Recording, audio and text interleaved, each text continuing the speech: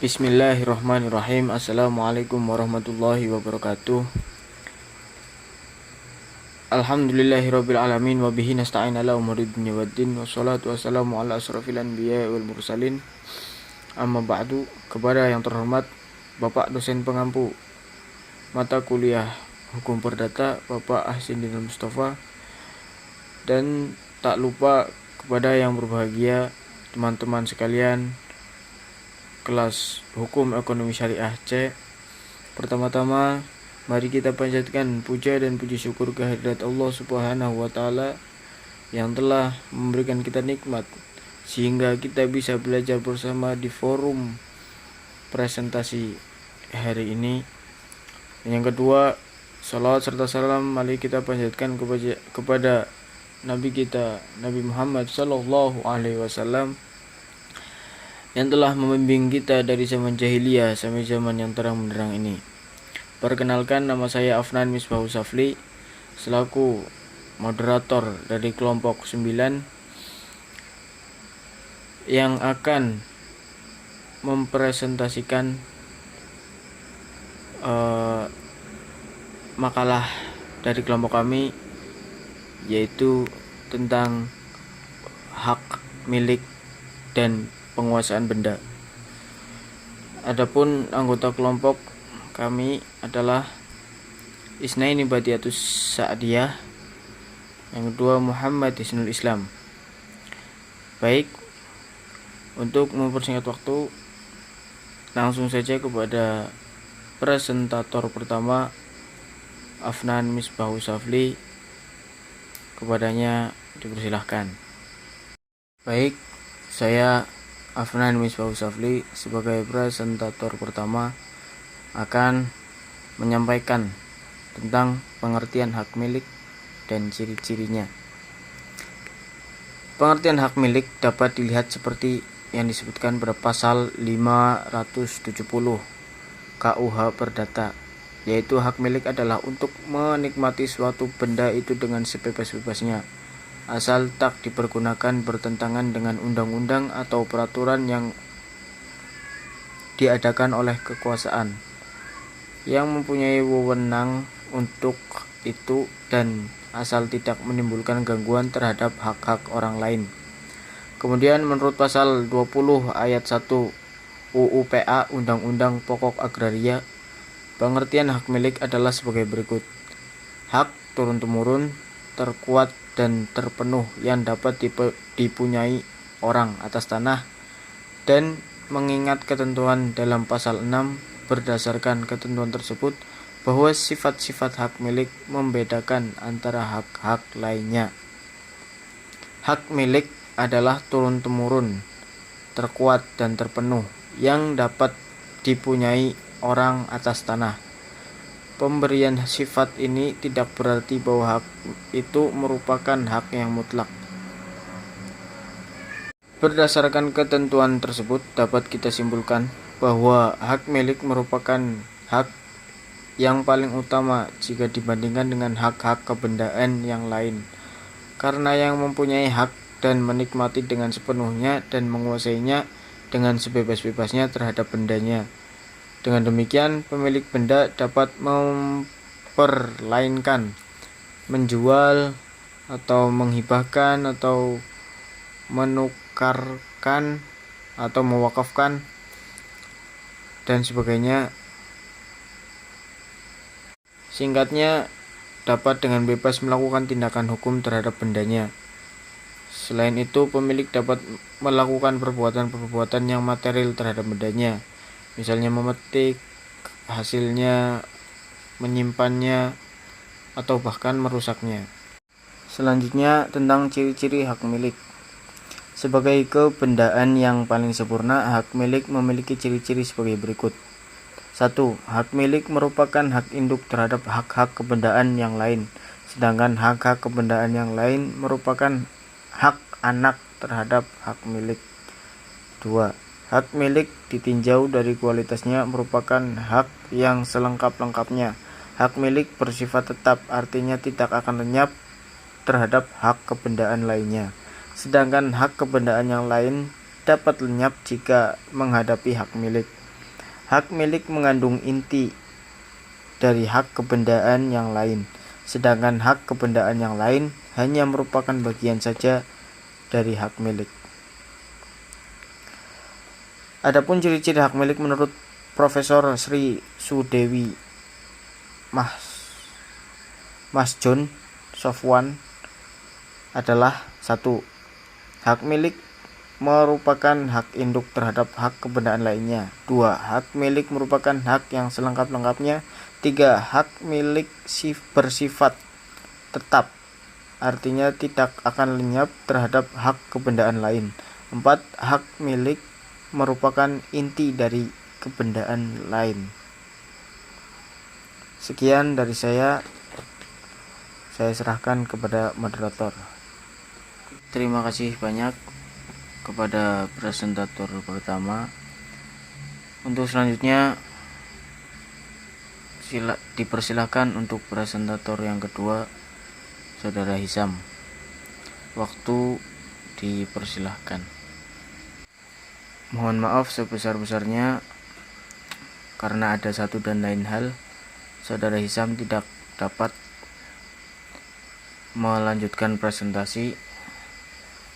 Oleh karena itu akan saya lanjutkan oleh saya sendiri, yaitu tentang cara memperoleh hak milik dan batasan hak milik. 1. Cara memperoleh hak milik. Secara umum, cara memperoleh hak milik diatur dalam pasal 584 KUH Perdata. 1. Pemilikan atau pengakuan. 2. Pelekatan atau ikutan. 3. Daluarsa atau lampaunya waktu. 4. Pewarisan. 5. Penunjukan atau penyerahan. Selain diatur dalam pasal 584 KUH Perdata, cara memperoleh hak milik juga diatur dalam pasal-pasal di luar 584 KUH Perdata, yaitu 1. Penjadian benda, zat forming. 2. Penarikan buahnya, fruit tracking. 3. Persatuan benda, vereniging. 4. Pencabutan hak, onteigening. 5. Perampasan, verbeudeclaring. 6.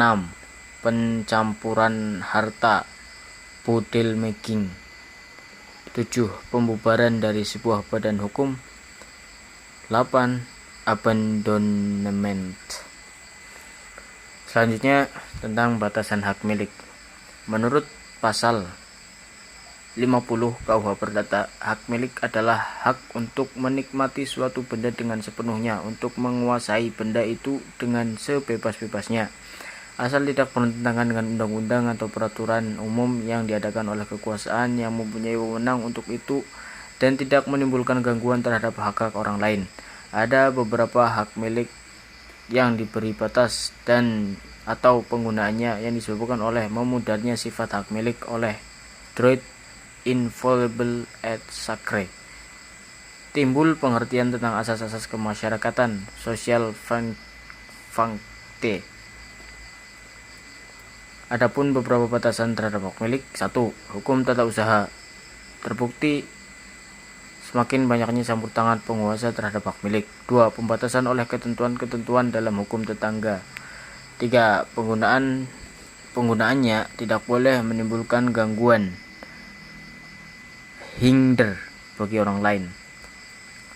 4. Penggunaan tidak boleh menyalahgunakan hak. Penggunaan tidak boleh menyalahgunakan hak atau misbruk van recht. Baik. Selanjutnya saya serahkan kepada moderator. Terima kasih kepada presentator kedua. Selanjutnya presentator yang ketiga akan disampaikan oleh Saudara Isna. Waktu dipersilahkan. Assalamualaikum Assalamualaikum warahmatullahi wabarakatuh. Saya Istiani Badiatus Solihah, presentator ketiga, akan melanjutkan penjelasan mengenai analisis kasus hukum tentang hak milik penguasaan atas benda yang hilang. Istilah penguasaan diatur dalam pasal 529 sampai dengan 568 KUH Perdata. Sedangkan pengertian penguasaan adalah kedudukan menguasai atau menikmati suatu barang yang ada dalam kekuasaan seseorang secara pribadi maupun perantara orang lain, seakan-akan barang itu miliknya. Dan fungsi penguasaan adalah sebagai berikut. Yang pertama, yakni fungsi justisial, yaitu siapa yang menguasai suatu benda dianggap sebagai orang yang berhak atas benda tersebut sampai dapat dibuktikan. Yang kedua, yakni fungsi Zacharev-Delik, yaitu fungsi penguasaan dapat merubah status orang yang menguasai benda menjadi pemilik benda. Hal ini dapat terjadi karena penguasaan yang terus-menerus tanpa ada gugatan dari pemilik sebenarnya. Cara memperoleh penguasaan benda, yakni pada pasal 538 KUH Perdata, memperinci cara memperoleh penguasaan dengan menguasai benda yang tidak ada pemiliknya. Menguasai benda yang tidak ada pemiliknya disebut penguasaan orisinir. Penguasaan benda temuan di jalan atau benda orang lain yang hilang. Menurut ketentuan pasal 1907 ayat 1 KUH Perdata, penguasaan berlaku sebagai alasan hak yang sempurna. Dengan demikian, orang yang menguasai benda itu sama dengan pemiliknya.